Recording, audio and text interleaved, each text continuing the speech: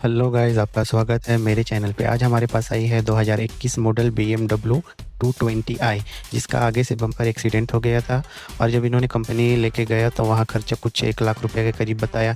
फिर ये हमारे पास आए और इनका बम्पर का कॉस्ट था लगभग 80 से 90 हज़ार, जिसको हम लोगों ने सिर्फ 500 में ठीक किया।